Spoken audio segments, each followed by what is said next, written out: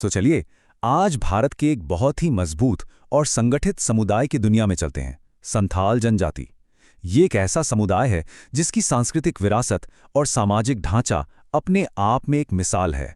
इस बात की शुरुआत एक बहुत ही दिलचस्प सवाल से करते हैं, जिससे इस समुदाय का महत्व और भी साफ हो जाएगा। जी हाँ, इसका जवाब है संथाल जनजाति, जिससे भारत की माननीय राष्ट्रपति द्रौपदी मुर्मू जी आती हैं। अब जरा आंकड़ों पर नजर डालें तो इस समुदाय का विशाल पैमाना समझ में आता है। यह पूरे भारत में तीसरी सबसे बड़ी आबादी वाली जनजाति है। जनसंख्या के हिसाब से इनसे आगे सिर्फ भील और गोंड जनजातियां ही हैं, जो इनके गहरे सामाजिक प्रभाव को दिखाता है।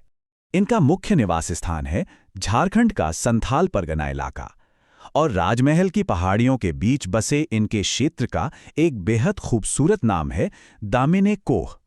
ये फारसी भाषा का शब्द है, जिसका मतलब है पहाड़ियों का आंचल। ये नाम ही इनकी प्रकृति से नज़दीकी को बयां करता है। तो चलिए अब संथाल समाज के उस मजबूत ढांचे को समझते हैं जो सदियों पुरानी परंपराओं और एक बेहद संगठित व्यवस्था पर टिका हुआ है। किसी भी संस्कृति की आत्मा उसकी भाषा में बसती है, और संथाली भाषा की अपनी एक अनूठी लिपि है, ओल चिकी। इसका आविष्कार सिर्फ भाषा को एक लिखित रूप देना नहीं था, बल्कि ये एक सांस्कृतिक क्रांति थी, जिसने संथाल पहचान को एक नई आवाज दी और ज्ञान को पीढ़ी दर पीढ़ी पहुंचाने का रास्ता खोल दिया। इनका समाज पारंपरिक रूप से 4 वर्गों में बटा हुआ है, जिन्हें हड़ कहा जाता है। किस्कू हड़ यानी शासक, मुर्मू हड़ यानी पुजारी, सोरेन हड़ यानी सैनिक और मरुड़ी हड़ यानी कृषक। ये सिर्फ एक बंटवारा नहीं, बल्कि समाज को चलाने के लिए एक साफ और व्यवस्थित ढांचा था, जहां हर किसी की भूमिका तय थी। इन वर्गों के अंदर भी समाज को 12 मुख्य कुल या गोत्रों में बांटा गया है, और सबसे दिलचस्प बात यह है कि हर गोत्र की पहचान प्रकृति से जुड़े एक प्रतीक से होती है, जैसे जंगली हंस या नीलगाय। यह दिखाता है कि संथालों के लिए उनकी पहचान और पर्यावरण एक दूसरे से कितने गहरे जुड़े हुए हैं। संथाल जीवन का केंद्र होता है, आतो यानी गांव। तो सवाल उठता है कि इस गांव को कौन चलाता है। चलिए इनकी अद्भुत और स्वायत्त शासन व्यवस्था को समझते हैं। इस व्यवस्था के जो हेड हैं वो हैं मांझी यानी गांव के मुखिया। उनकी मदद के लिए उप मुखिया यानी प्रमाणिक होते हैं। गुड़ैत ये पक्का करते हैं कि पंचायत का हर फैसला गांव के हर घर तक पहुंचे, और जोग मांझी की जिम्मेदारी है युवाओं को समाज की परंपराओं और मूल्यों से जोड़े रखना। गांव के सारे बड़े फैसले एक खास जगह पर लिए जाते हैं, जिसे मांझी थान कहते हैं। इसे गांव का संसद भवन भी कहा जा सकता है। यहां एक पारंपरिक नियम है कि महिलाएं मांझी थान में प्रवेश नहीं करती, जो उस समाज में निर्धारित लैंगिक भूमिकाओं और स्थानों के विभाजन को दिखाता है। अब बात करते हैं एक ऐसे विषय की जो सुनने में सच में हैरान कर सकता है। ये विषय है संथाल समुदाय की विवाह परंपराएं, जहां शादी सिर्फ एक बंधन नहीं, बल्कि व्यक्तिगत स्वतंत्रता और सामाजिक स्वीकृति का एक बेहतरीन संतुलन है।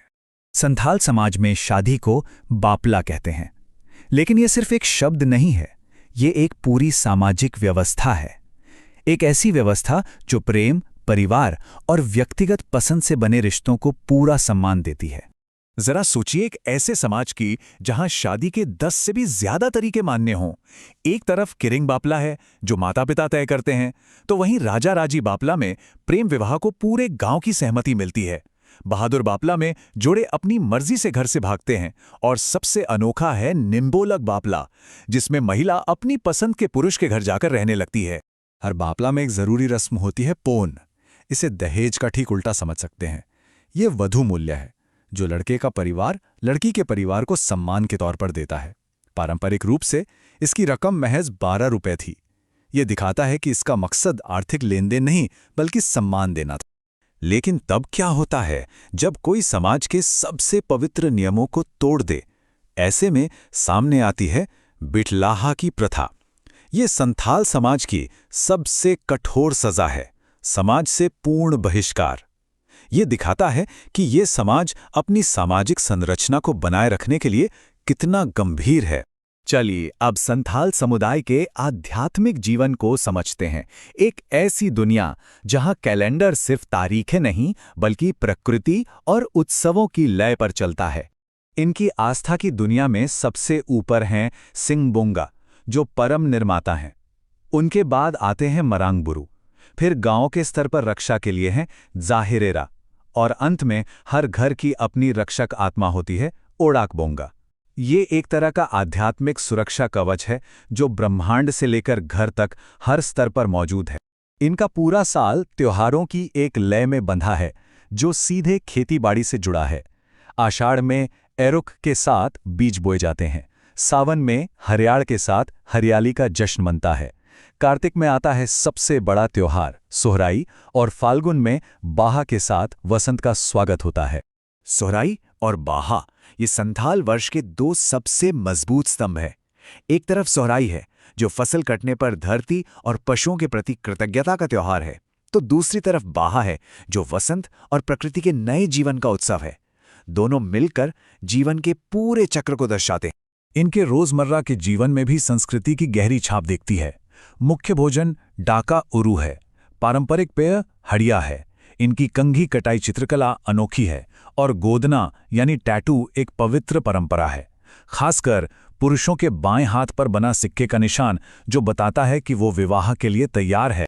तो संथाल समुदाय की इस यात्रा के बाद एक बड़ा सवाल मन में आता है। आज की इस तेजी से बदलती दुनिया में कोई समुदाय अपनी सदियों पुरानी पहचान, अपने रीति रिवाजों और अपनी स्वायत्ता को कैसे जीवित रख सकता है? इस पर जरूर सोचिएगा।